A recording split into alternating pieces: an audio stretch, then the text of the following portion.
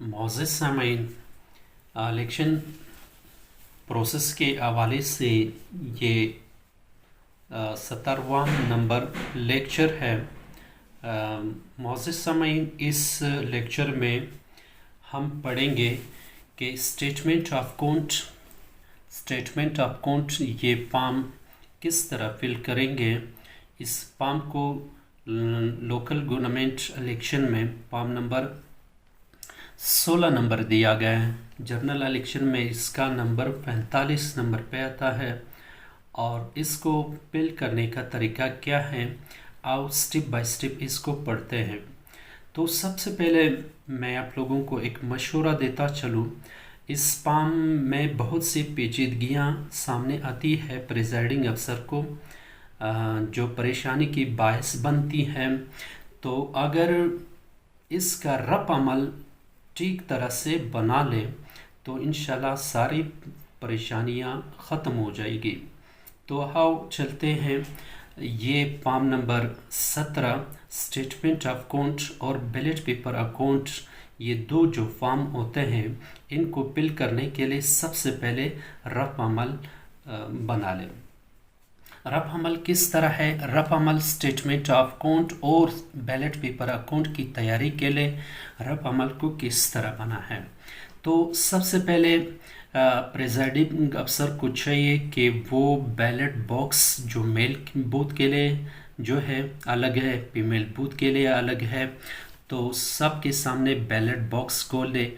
For example यहाँ rough अमल पे लिखते बैलेट बॉक्सेस से निकाले गए कुल वोट, यानी सबसे पहले मर्दों के पोलिंग का बूथ जो है उसका बैलेट बॉक्स खोल दे। उसमें जितने भी वोट्स हैं उस वोट्स को शुमार कर ले, एक दफ़ा शुमार कर ले, दो दफ़ा शुमार कर ले, फिर उसका फिगर यहाँ पर लिख दे।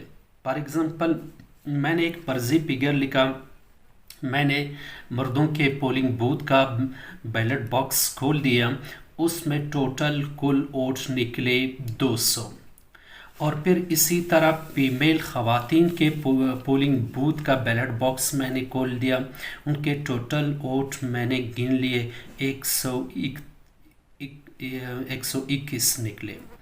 ये हो गए दो बैलेट बॉक्स। एक फीमेल अगर मुश्तरका पोलिंग स्टेशन हो जिसमें मेल और फीमेल दोनों का बूथ हो तो मेल के मैंने अलहदा गिन लिए 200 और फीमेल पोलिंग बूथ से बैलेट बॉक्स जो खोला उसमें 121।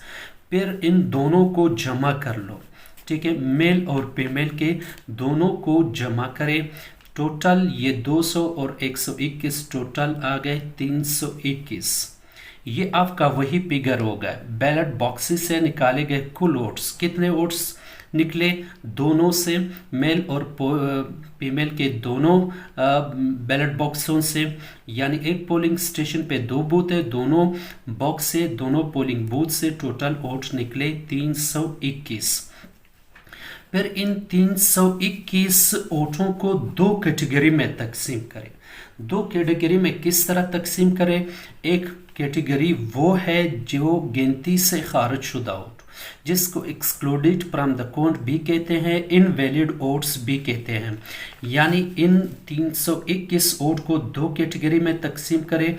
गिनती से खारिज vote, excluded from the count, invalid votes, और दुरुस्त वोट। यानी दुरुस्त वोट से मुराद वो वोट है जो गिनती में शामिल किए जाते हैं। इन 321 वोट को हमने दो कैटेगरी में तकसीम किए। इसमें से 20 वो वोट निकले जो गिनती से खारिज हुए, यानी रिजेक्टेड वोट से, इनवैलिड वोट से, और 301 वो वोट्स रह गए जो दुरुस्त थे, जो वैलिड वोट्स थे, जो इंक्लूडेड इन काउंट थे।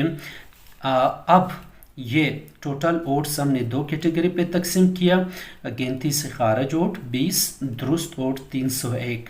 फिर इसी 301 वोट को कैंडिडेट वाइज तकसीम करें, यानी जितने भी इस पोलिंग स्टेशन पर कैंडिडेट्स ने हिस्सा लिया है, फिर इनको देखो किसके हक में कितने वोट पड़े हैं। यानी जो दुरुस्त वोट थे अब इनको तकसीम करो कैंडिडेट वाइज में कि किस कैंडिडेट ने कितने वोट हासिल किए हैं। फॉर एग्जांपल इस पोलिंग स्टेशंस में 4-5 कैंडिडेट्स हिस्सा ले रहे, अकरम है, नवीद है, जावेद है, रशीद है, जबार है। तो अकरम के हक में 80 वोट्स पड़े हैं, यानी इन 301 में सही दुरुस्त वोटों में से अकरम ने 80 वोट हासिल किए। और नवीद के हक में 52 वोट पड़े हैं, जावेद के हक में 91 वोट पड़े, रशीद के हक में 1 वोट भी नहीं पड़ा है, और जबार के हक में जो है 78 वोट पड़े हैं। और ये हो गए टोटल दुरुस्त वोट। आपने कैंडिडेट वाइज तकसीम किया कि किसके हक में कितने वोट पड़े हैं। फिर इसके बाद जो है आप लिफाफा नंबर पैकेट नंबर 4 उठा लें। पैकेट नंबर 4 कौन सा पैकेट? टेंडर्ड बैलेट पेपर्स, यानी पैकेट नंबर 4 उठा ले, उसको खोल दे, उसमें कुल टेंडर वोट कितने पड़े हैं। पैकेज नंबर 4 जो पोलिंग के दौरान टेंडर वोट पड़े हैं उसको निकाल करके उस प्रेजाइडिंग अफसर ने निकाल लिया। फॉर एग्जांपल मैंने निकाल लिया, उसमें टोटल टेंडर वोट 4 है। फिर इस चार्ज को 2 कैटेगरी में तकसीम करना है, गिनती से खारिज वोट और दुरुस्त वोट। फिर उसी क्राइटेरिया पर चले जाए, ठीक है। मिसाल के तौर पर उसमें से 2 वोट गिनती से खारिज है, रिजेक्ट है, एक्सक्लूडेड फ्रॉम द काउंट है, इनवैलिड वोट्स है, और 2 वोट्स जो है वो दुरुस्त वोट है, वो सही है, वैलिड वोट्स है। फिर इसी 2 वैलिड वोट्स को कैंडिडेट वाइज तकसीम करें कि किस कैंडिडेट्स के हक में पड़े हैं। हाँ, ये 2 वोट्स हमने देखे तो ये एक अकरम के हक में पड़ा हुआ है, डाला गया है, और दूसरा जो है नवीद के हक में डाला गया। ये था कुल टेंडर वोट लिफाफा नंबर 4 से निकाले गए, इसकी भी हमने रपामल बना दी। उसके बाद पैकेट नंबर 7 उठाए। पैकेट नंबर 7 जब आपने उठा लिया, ये पैकेट नंबर 7 है, इस पे क्या लिखा हुआ है? चैलेंज्ड बैलेट पेपर्स, यानी challenge paper ballot paper polling के दौरान आपने इसमें जमा किए। तो इस पैकेट को आपने खोल लिया, इसमें जो है टोटल कितने वोट पड़े थे? 14 वोट पड़े थे, आपने यहाँ पर लिख दिया। फिर इसी 14 को 2 कैटेगरी में तकसीम करो, गिनती से खारिज शुदा वोट और दुरुस्त वोट। ये आप उसी प्रोसेस के तहत चले जाए। गिनती से खारिज 3 वोट निकले, दुरुस्त वोट 11 वोट निकले। फिर ये दुरुस्त वोट जो है इसको मजीद कैंडिडेट वाइज तकसीम करें कि किस कैंडिडेट्स के हक में कितने वोट्स पड़े हैं। मिसाल के तौर पर अकरम के हक में 4 वोट पड़े हैं, जावेद के हक में 3 वोट पड़े हैं, और जब्बार के हक में 4 वोट पड़े हैं। ये हो गए 11 हो गए, और 3 गिनती से खारिज थे, टोटल 14 हो गए। और इसी तरह पैकेट नंबर 10 खोल दे। पैकेट नंबर 10 खोल दे। पैकेट नंबर 10 से जितने भी ज़ाया और स्ट्रे बैलेट पेपर थे वो भी यहाँ रपामल पर लिखे। ये हो गए, रपामल आपका तैयार हो गया, ठीक है। इस तरह अगर आपने रपामल को तैयार कर लिया तो इंशाल्लाह गलती की फिर कोई गुंजाइश नहीं होगी। स्टेटमेंट ऑफ अकाउंट और बैलेट पेपर अकाउंट जो है वो आप बहुत आसानी से ये 2 फॉर्म फिल कर सकते हो। और साथ में इस तरह एक और चीज़ भी बताता चलूँ, यहाँ पर मेल के शुरू में मेल के मर्दों के पोलिंग बूथ के बैलेट बॉक्स से 200 वोट निकले, और ख़वातीन के पोलिंग बूथ के बैलेट बॉक्स से 101 वोट निकले। अब मैं तरजीह तौर पर वो भी इनमें शामिल करना चाहता हूँ, कुल टेंडर वोट्स में से या और चैलेंज वोट्स में। फॉर एग्जांपल यहाँ पर देखें, टेंडर्ड और चैलेंज वोट को शामिल करना। बैलेट बॉक्स से जितने वोट्स निकले मेल और फीमेल के, इनमें से चैलेंज वोट को भी इनमें शामिल करना। और टेंडर वोट, मेल के बैलेट बॉक्स से 200 वोट्स निकले, और जो है इसके साथ हमने वो पर्जी मिसाल के तौर पर 9 टेंडर वोट या चैलेंज वोट दोनों थे, इनमें शामिल किया। टोटल ये आ गए 209 आ गए। इसी के साथ फीमेल के बैलेट बॉक्स से फीमेल पोलिंग बूथ के बैलेट बॉक्स से 121 वोट निकले, और इसके साथ हमने टेंडर और चैलेंज वोट दोनों जमा किया। ये टोटल आ गए, हमारे साथ टोटल फिगर आ गए 130।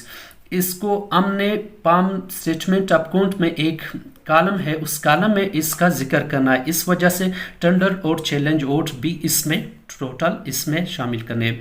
ये 300 130 और 209 इसको जमा कर दो, इसको आपने जमा कर दे, इसका कुल कितने आए 339 कुल वोट टोटल ये आ गए चैलेंज और टेंडर वोट के साथ। अब हम आते हैं, ये रफ अमल हमने बना लिया। इस रफ अमल के को सामने रख करके हमने अब palm number statement of account palm number जो है उसको फिल करना है। 16 नंबर फॉर्म को फिल करना है। किस तरह फिल करना है, आओ इसको फिल करना शुरू करते हैं। ये है statement of account form election to the किस इलेक्शन के हैं, यहाँ पर नेम ऑफ लोकल कौंसिल, उस लोकल कौंसिल का नाम लिखना है। फॉर एग्जांपल ये लोकल कौंसिल का जो है नाम है अपोजही, मैंने लिख दिया। और डिस्ट्रिक्ट कौन सा डिस्ट्रिक्ट है, मिसाल के तौर पर जोब लिख दिया। और यहाँ पर name and number and name of ward, उस वार्ड का नंबर क्या है 6 है, और नाम क्या है उस वार्ड का जो है कली साकी है, ये मैंने लिख दिया। और polling station government primary school कली अपोजई है या साकी है, ठीक है, ये मैंने लिख दिया, ठीक है। और ये इस फॉर्म का ये हिस्सा जो है आप पैकिंग इनवॉइस से भी जो है फिल कर सकते हो या अपने ऑर्डर कॉपी से भी फिल कर सकते हो। और यहाँ पर फर्स्ट कॉलम जो है इसमें सीरियल नंबर है। दूसरे कॉलम में देखें name of the contesting candidates, यहाँ उन कैंडिडेट्स के नाम आपने लिखने हैं जो इस इंतखाबी मुहिम में हिस्सा ले रहे हैं, ठीक है। इस फॉर्म को आप उर्दू में भी फिल कर सकते हो और अंग्रेजी में भी फिल कर सकते हो। अब इस ये कॉलम नंबर 2 जो है आपने बैलेट पेपर से जो है फिल करना है सॉरी बैलेट पेपर में जितने भी कैंडिडेट्स हैं, मिसाल के तौर पर बैलेट पेपर में इतने कैंडिडेट्स हैं, बैलेट पेपर में जिस तरतीब से नाम दिए गए उसी तरतीब से आपने इसको फिल करना है। फॉर एग्जांपल बैलेट पेपर में सबसे पहले नाम जो है वो अकरम का है, और दूसरे नंबर पर नाम जो है वो नवीद का है, और तीसरे नंबर पर नाम जो है वो जावेद का है, और उसके बाद जो है रशीद का नाम है, ठीक है, और रशीद का नाम है, और उसके बाद जो है जबार का नाम है। इस पोलिंग स्टेशन पर जो है 5 कैंडिडेट्स जो है वो हिस्सा ले रहे हैं। अब ये फर्स्ट कॉलम आपने फिल कर लिया, और ये यहाँ एक बात और ज़हनशीन कर ले कि यहाँ जो है आपने वो कैंडिडेट्स के नाम भी लिखने हैं जिन कैंडिडेट्स ने एक वोट हासिल भी ना की हो, उसका भी नाम आपने लिखना है। यानी सब कैंडिडेट्स के नाम आपने लिखने हैं जिसने एक भी वोट हासिल ना किया हो। तो अब हम यहाँ आते हैं इस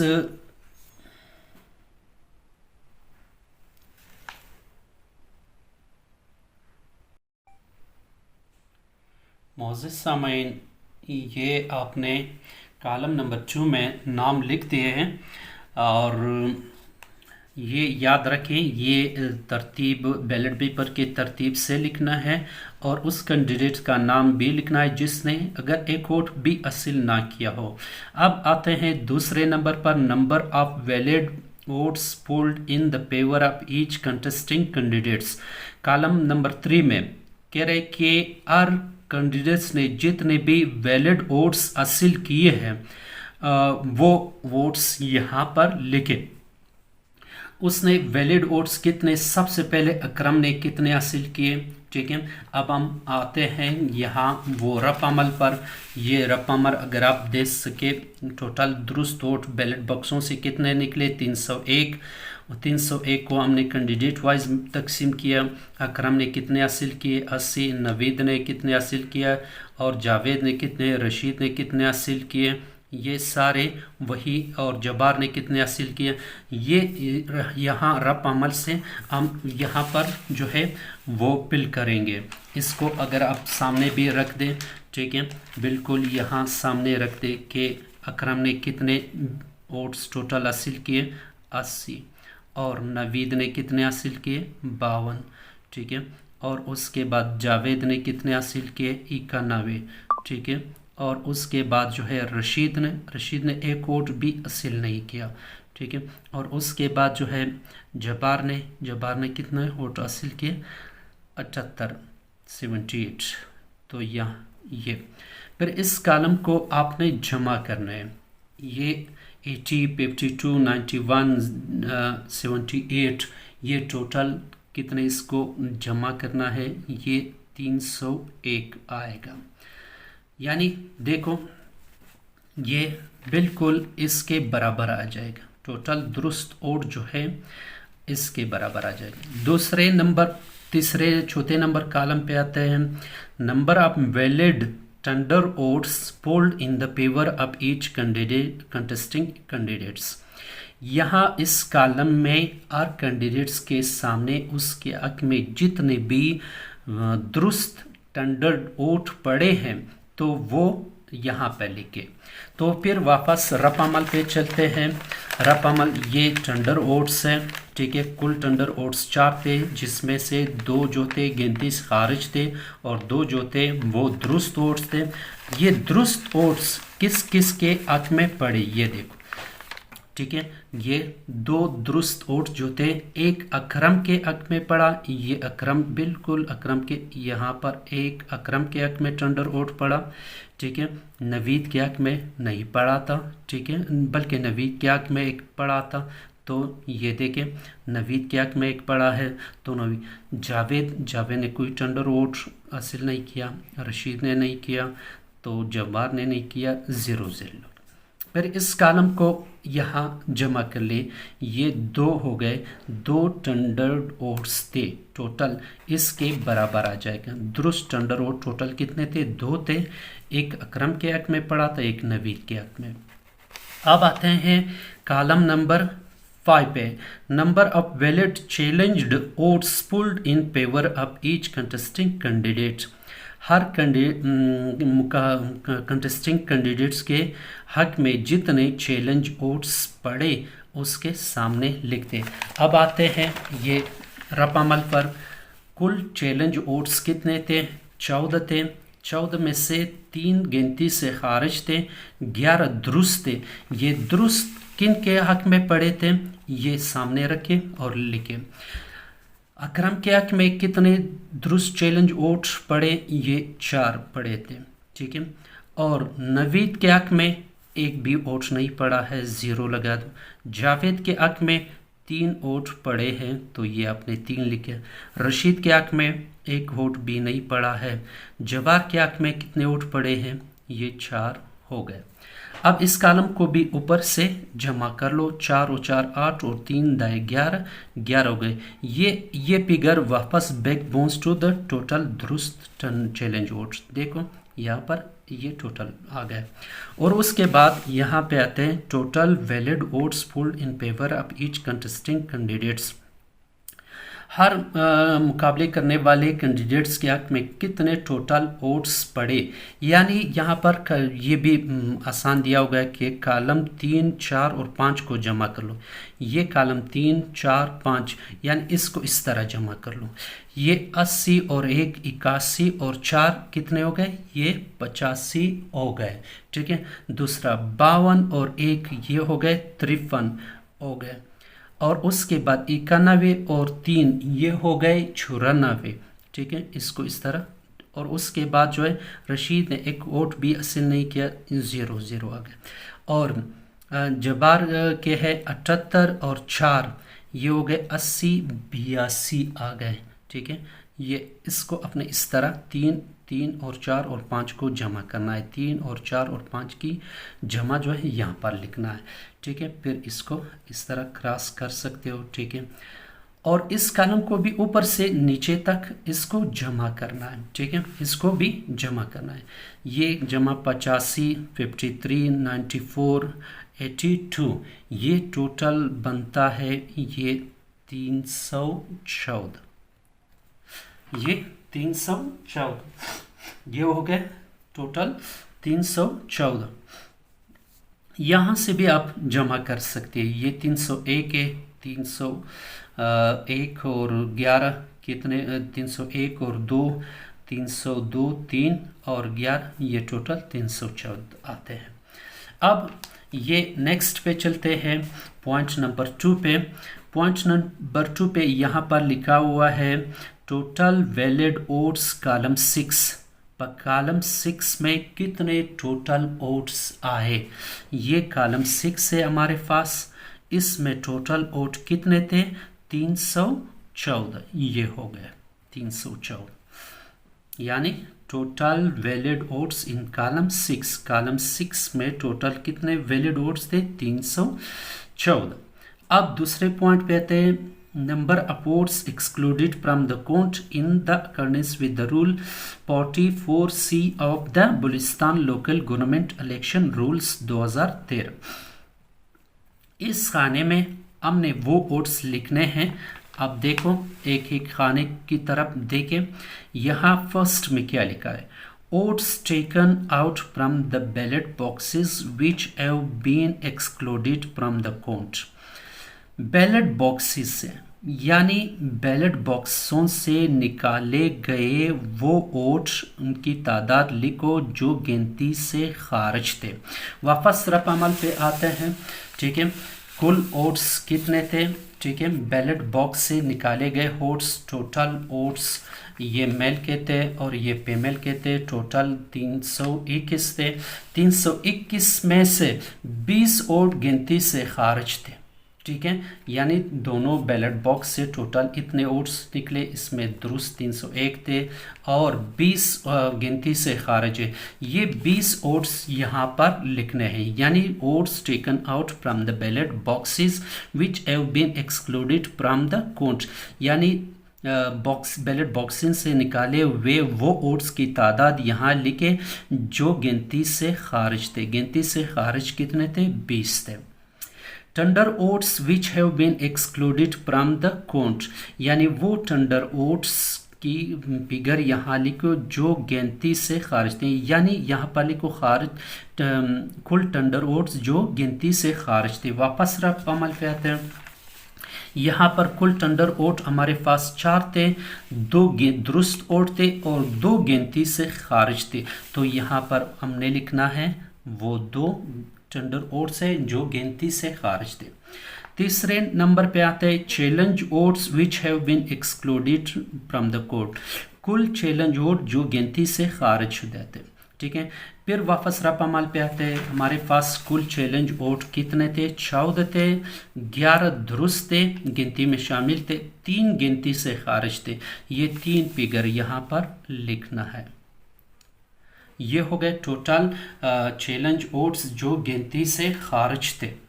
अब नेक्स्ट यहाँ पे टोटल लिखना है, यानी इनको जमा करो, 20 और 2 22 और 3 ये हो गए 25। ये पोर्शन जो है उन वोटों के लिए जो गिनती से खारिज है। ये पोर्शन जो है फर्स्ट पोर्शन जो है ये उन वोट्स के लिए जो गिनती में शामिल है। ये पोर्शन में हमने वो टोटल वोट्स निकाले जो बैलेट बॉक्स से निकले जो गिनती से खारिज थे, टेंडर वोट जो लिफाफे नंबर 4 से, और चैलेंज वोट जो पैकेट नंबर 7 से निकले खारिज शुदा वोट, टोटल हमारे पास आ गए 25 आ गए।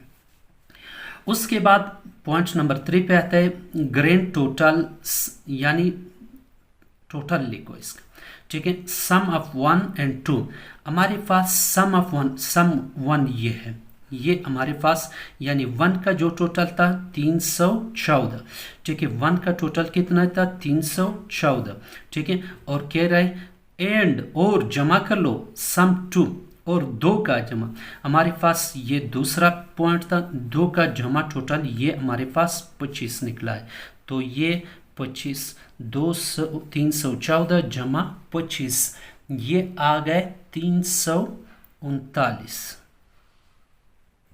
ये आ गए 339।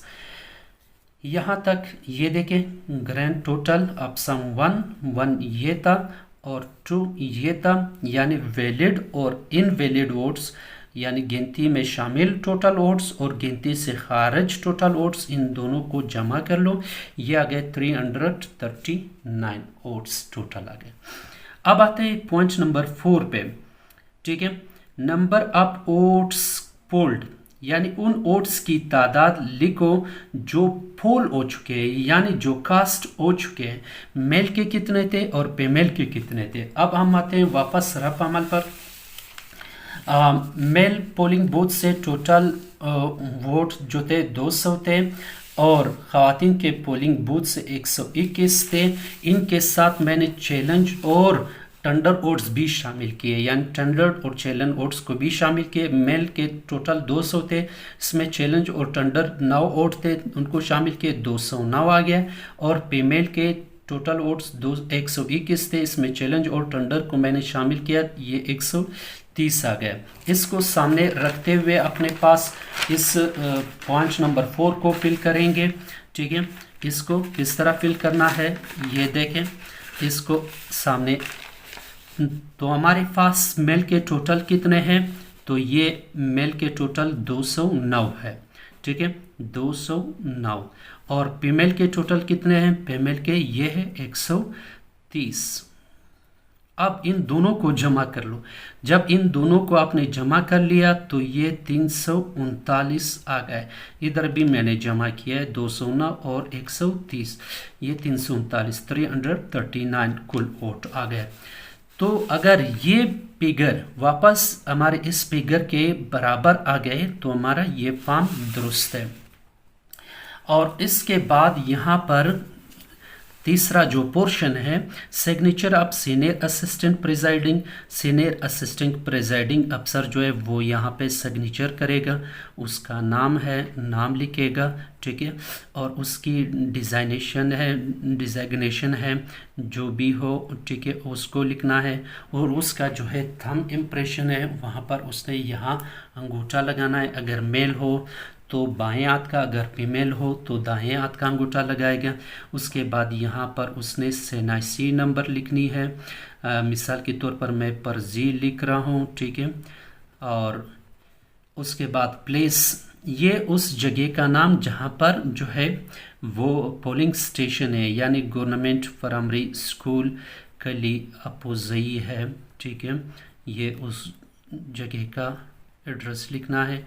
डेट, कौन सा डेट है, मिसाल के तौर पर जिस डेट इंतखाबात जो है लोकल गवर्नमेंट इलेक्शन है ये लिखनी है। मिसाल के तौर पर आज जो है पोलिंग डे है तो आज जो है हमने ये डेट लिखना है। दूसरे सेट पे आते हैं सिग्नेचर ऑफ प्रिजाइडिंग अफसर। जो है यहाँ पर जो है प्रिजाइडिंग अफसर जो है वो अपना सिग्नेचर करेगा, ठीक है, वो अपना सिग्नेचर यहाँ पर साइन करेगा, ठीक है, कर लिया। उसके बाद नेम है, उसने अपना नाम लिखना है, ठीक है। और उसके बाद जो है डिज़ाइग्नेशंस है, ठीक है, जो भी हो। और उसके बाद थंब इम्प्रेशंस है, यहाँ पर उसने अंगूठा लगाना है। और सेनासी नंबर लिखनी है, ये पर्ची में लिख रहा हूँ, ठीक है, ये। और यहाँ पर इस palm number statement of account में यहाँ पर प्रिजाइडिंग अफसर अगर लिखे पोलिंग एजेंट्स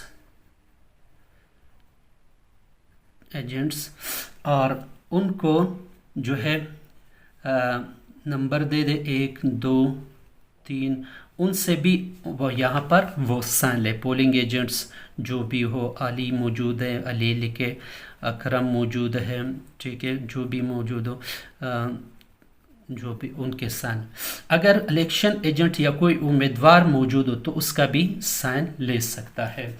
ये थे पाम नंबर 16 जिसको स्टेटमेंट ऑफ अकाउंट कहते हैं।